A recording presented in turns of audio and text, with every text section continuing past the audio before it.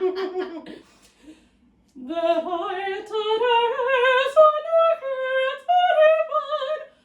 Heiland der Welt hat die Gläubende Seele und Seele mit heugenden Gnaden mich an. Mein Heiland der Welt hat die Gläubende Seele und Seele mit heugenden Gnaden mich an. Bereit war Jesus nach Herz und die Bahn.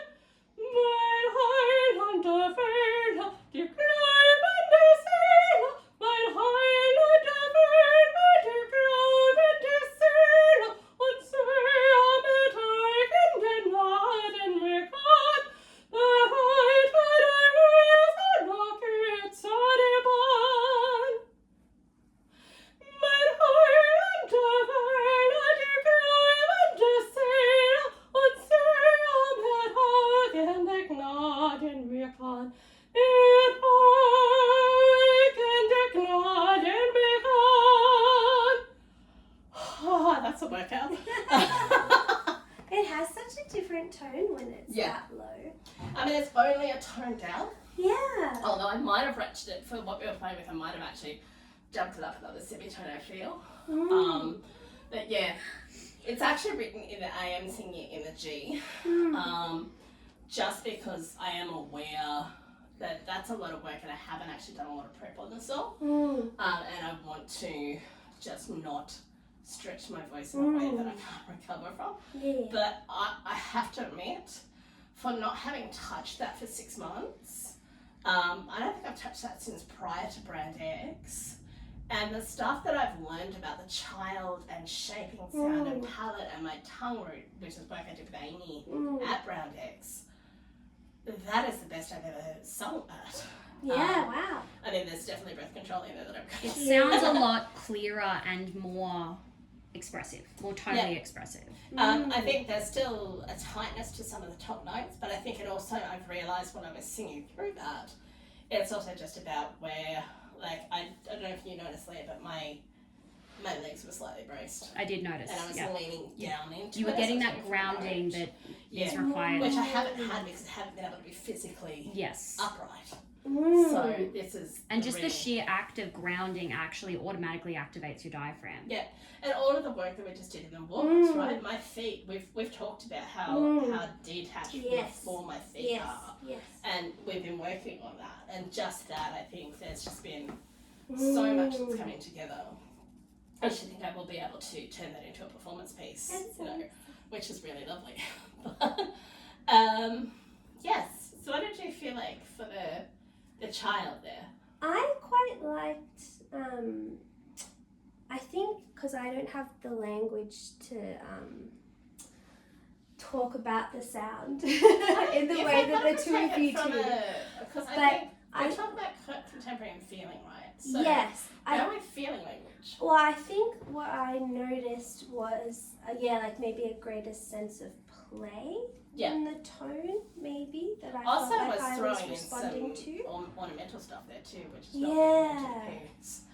Yes, and I felt like I was thinking about what we played with the first time, but because that did feel more playful to me. Yeah.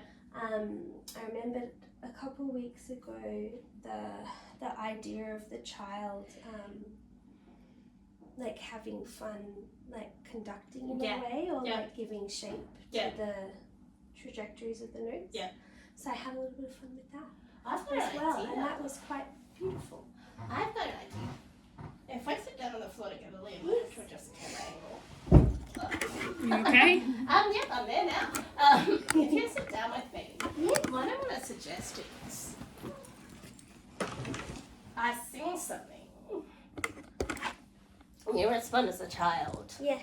And then I sing it again, but I do what's called embellishment, which is part of Baroque music. So this stuff that we were doing.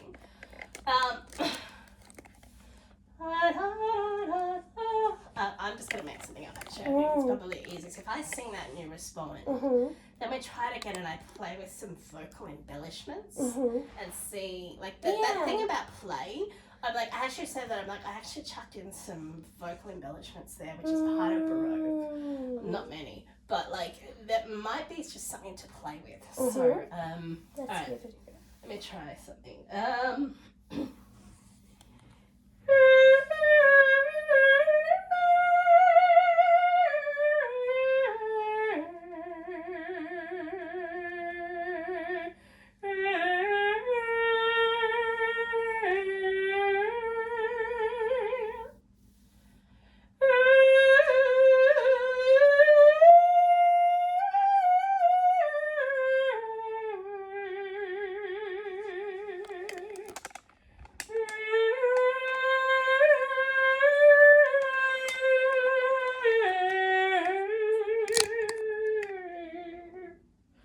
Bad breath.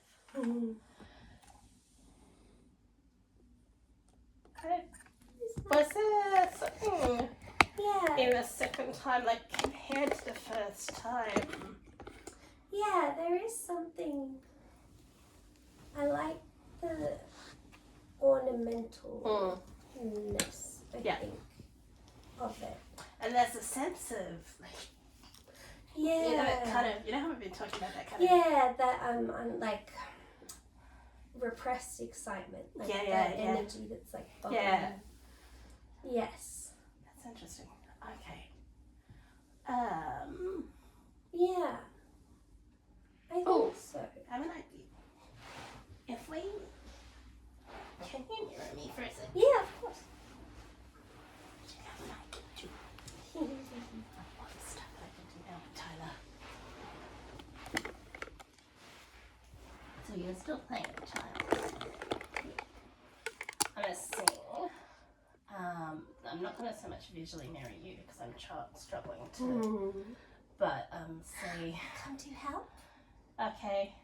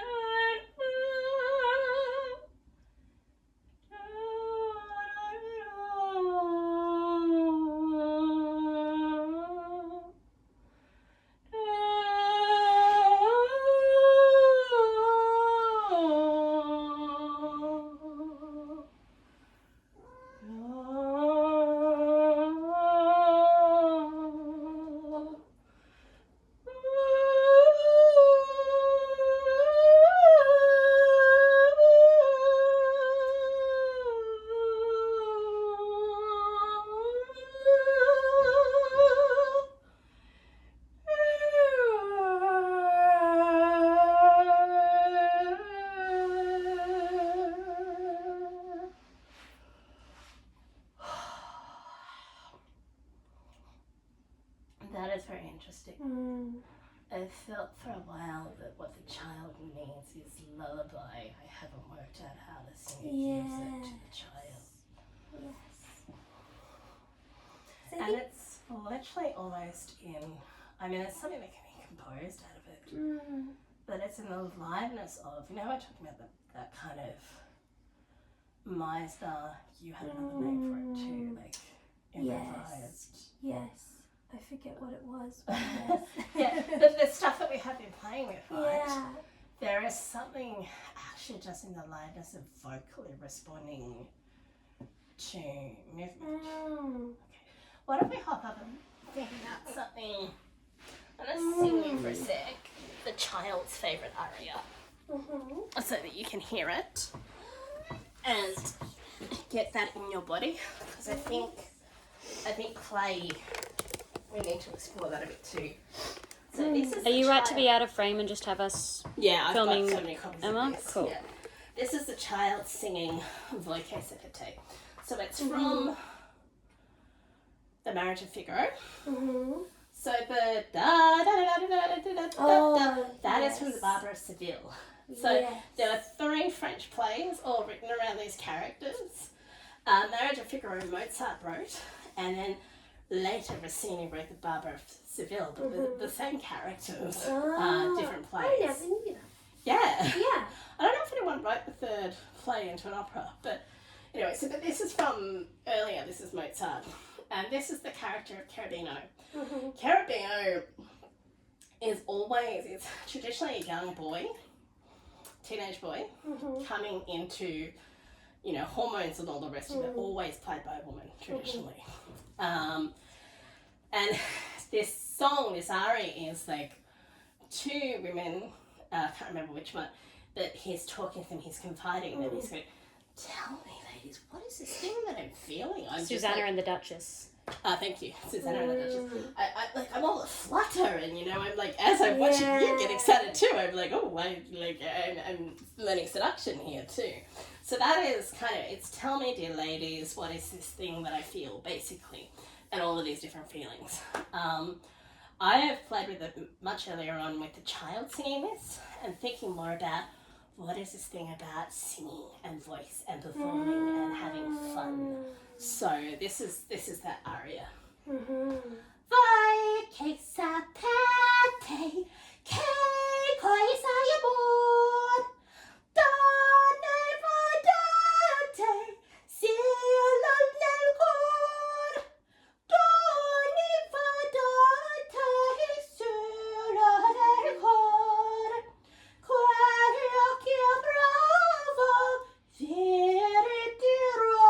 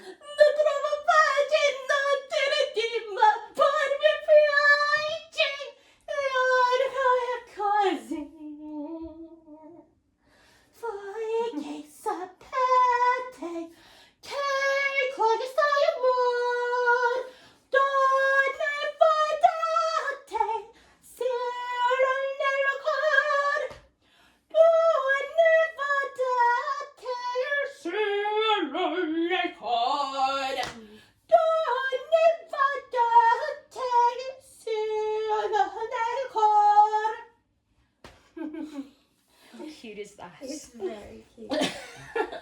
It made me realise why I know that song is from the BBC Pride and Prejudice. Yes. Actually, I think we might have done this before. Maybe I said that then. Yeah. That's why I think we've done it before. But I think if we can maybe...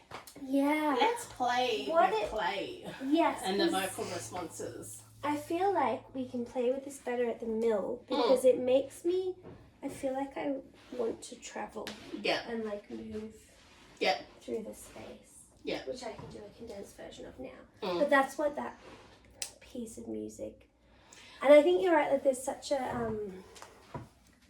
I don't know, I could very easily read the excitement in the child being able to... Oh, yeah. I love it because it gets a kid really excited. It's like, I literally, when I first conceived it, it's like, what happens if you were at a big concert, like a BBC Proms or something, and you said, hey, you want to come up and sing this song? And they've spent the whole, childhood watching it on BBC or something, But I think the song itself, definitely. But do we want to just play, how we're on the floor and there was just the vocal response to the movement? Yes. Do we want to do the similar thing where we're mirroring, you're moving with that energy and we see what vocally arrives through it? Because I think this is how I'm supposed to be composing. I'm getting a sense. So, yes. Yes. Yeah, I'm excited to do something to that in a bit of space. Okay, so we're mirroring, but I'm moving with the feeling of that music. Yes. But you're going to do different. Yeah. Yeah, okay. This is technically called extended vocal techniques, but that's a very broad thing. So So yes. Okay.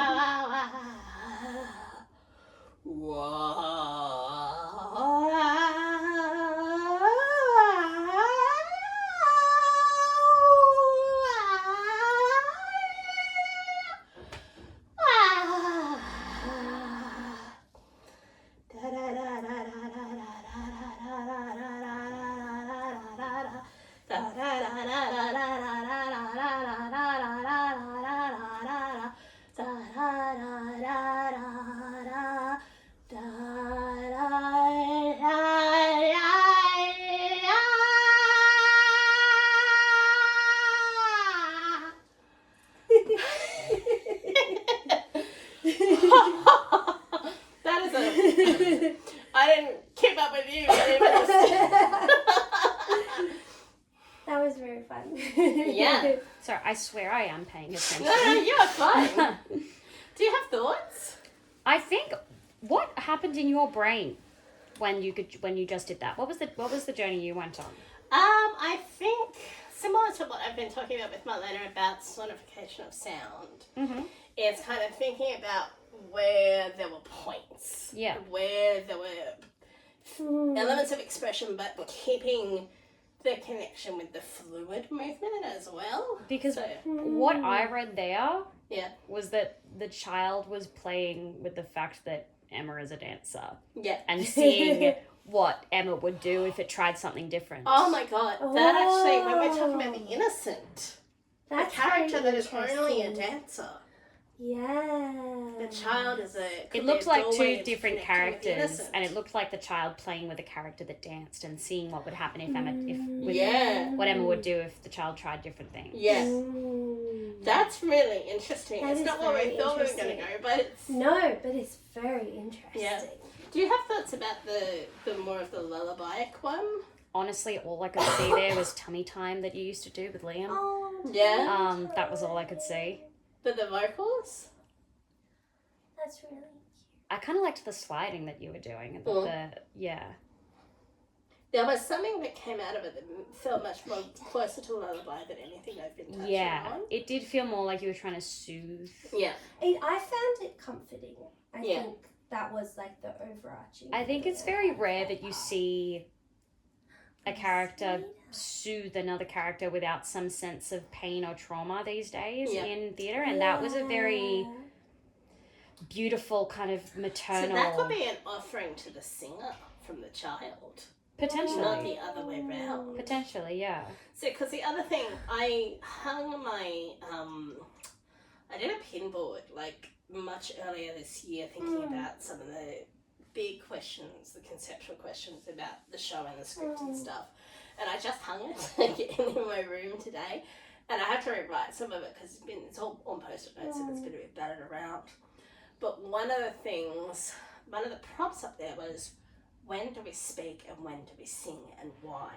Yes. Because I have never fully landed, or haven't yet landed on whether this is largely just a sonic show or whether there is a script attached to it. You know, and this big question of what function does the music serve in storytelling? And so what you're saying about, you know, soothing a character, soothing another person without even an act of distress, right? It's really interesting because that... We don't see that on theatre. No. And it's that you know what was also absent? Was a need to reach out and touch. Yeah. Yes. It was all done through the voice. And it was connecting through kind of that visual mirroring response. Yeah. So there is something in that definitely can be scored, so that it's not, you know, me having to rely on my brain every night. But it's interesting because what you can do with that is, like, say for example, the child is trying to soothe the singer. I'm coming to this sense that the angriness really belongs to the prophet. The singer is more the depressed one.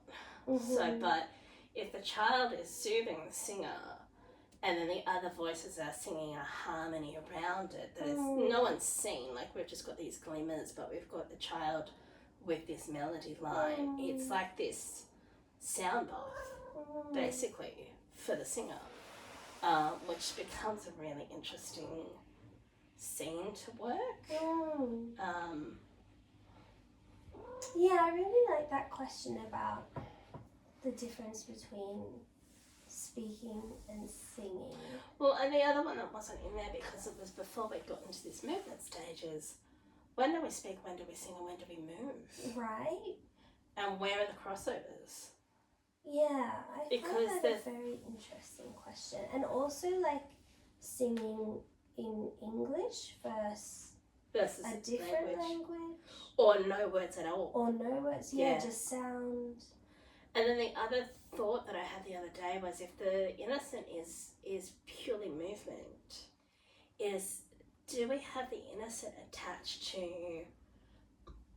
the visual representation? So one of the things that Dean and I were talking about at Brand X was the idea that you could have a screen or a scrim on which colours are projected, and the idea that each note, each sound, like, has a different colour or patterning or colour wash. That if we actually attach that to the movement character or a vocal character, like thinking about this access space of how do we express music? I mean, we can express it through the body, definitely. We primarily express it through words. So how do we potentially bring in visual design and... That's very nice. I have an offer. The whole when do we sing, when do we speak, when do we move question. There was something that ran through my head. I have no idea where I picked it up. I may have come up with it myself. You speak when you feel invisible. You sing when words aren't enough. And you dance when you don't have the words. Yeah. That was an adage. Again, not sure if I picked it up somewhere or if I came up with it myself. But that particular, you speak when you feel invisible. You sing when words aren't enough. And you dance when you don't have the words. Yeah. It makes sense. That's an offer to that space and to that question. Yeah. Very interesting. I like that a lot. I like that idea of visual representation of sound through the colour too. It's very interesting. Because is it synesthesia? Where you synesthesia is a... do you experience different senses in different senses? Yeah, look, some people see it as a disease, but it can be understood much more broadly than that. The synesthesia, that is the disease, is that you hear sound represented as colour. As colour. Yeah. But I mean, I met someone recently, fairly recently, who was talking about they have synesthesia. They're an oboe player, right? And there's a certain frequency that they cannot. And I think that's why they don't play in symphonies anymore. There is a certain frequency of sound that they just cannot function because they're just absolutely saturated with different colours and lights. I think I was an oboe player. But yeah, final offer for today, because it is 4:15, is do we want to try the child singing that operatic piece that we started with, and you playing the singer and responding? Oh, yes. And I think what we can do is, if the invite is the singer thinking about how it should sound rather than how the child is singing it, so like the operatic version that they are also aspiring to ring, how might the singer respond to the child doing that? Yes.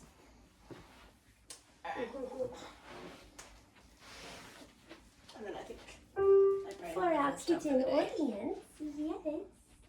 Are you ready? Are you ready? Alrighty.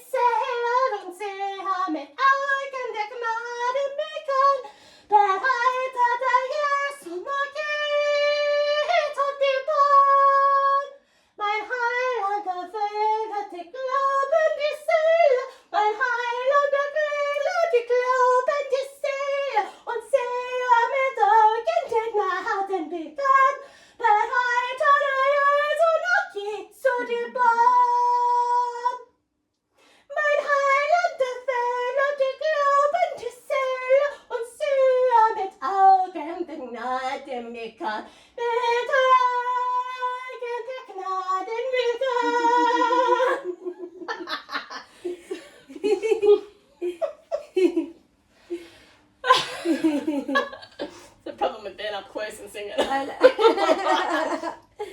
I feel like the singer has like a much more assured and expansive like way of gesticulating. Yeah.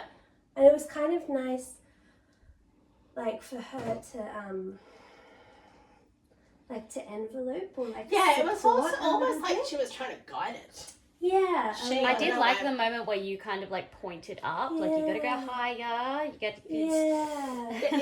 The singer literally took on almost the role of a singing teacher. Like like a gentle shaping, but like space for the child to...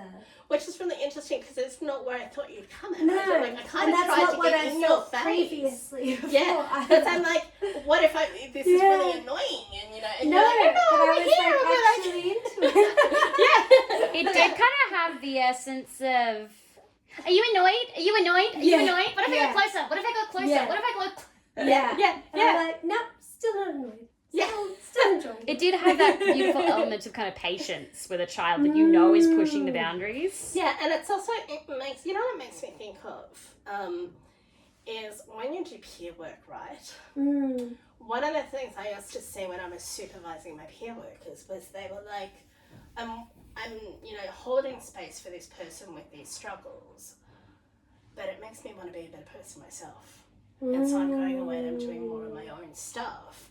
Because they're almost inspiring me, or they're getting at something in me that I understand. Yes. And so I'm opening myself up to my own journey because of what I'm doing with the other person, which is really quite interesting because, if we're thinking about the singer as this very depressed character that's just given up on music and a career and any of those things, and when I think about it, there have been times where I did crawl out of my little hole to help others in a creative sense, even though I Yes. didn't feel like I had anything to offer for myself. And yet Yes. that exchange Yes. pushed me further in my creative development Yes. and wanting to do more. I definitely agree with that, and I think I get that a lot from working with the kids as well. The best way to learn is to teach what you already know. Yeah, and it does help you kind of fall Yeah. back in with it a bit. So it actually builds this really interesting, almost container. Like, I could see what the child was trying to say to the singer. I'm here. Like, not while I'm around. I'm here. I can do this. I wasn't sure how the singer was going to respond. But if the singer's responding with, oh, I see you. And, oh, you're actually... Okay, let's encourage this rather than silence it, which is the opposite to what we're going to play with Joanna, and this idea of silencing that sound in that child because it's an annoying sound. It's like, oh, no, I can offer this to you. I don't, there's nothing for me anymore, but I have the skills. I think it's almost like what you said. Oh my God, I took away more from ballet than I thought. Yeah, You know, yeah. like I have stuff to offer. Yes. And it's in that giving and that selflessness that, you know, we're moving through this kind of depression and building confidence for the singer, which is really interesting. Yeah, I like that a lot. Yeah. Yeah, I think even if I think about my own depression and then, thinking about the way that stops me or makes it more difficult for me to do things that I want to do for myself. Yeah. There's always something, it's so much easier, I find, to do something that helps someone else than to help myself. Yeah. And so it makes sense, I think. And I've seen that time and time again when I'm working with peer workers. Yeah. It's like suicidal, but you can leave the house to help someone else. Yes. Yeah. Yes.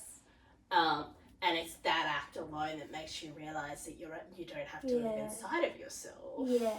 Because you have offered something that is, you know, valuable for someone else. Yes. That's really interesting. Good thing we did that. Yeah. Shall we leave it there for the day? I feel like that's an excellent place to finish.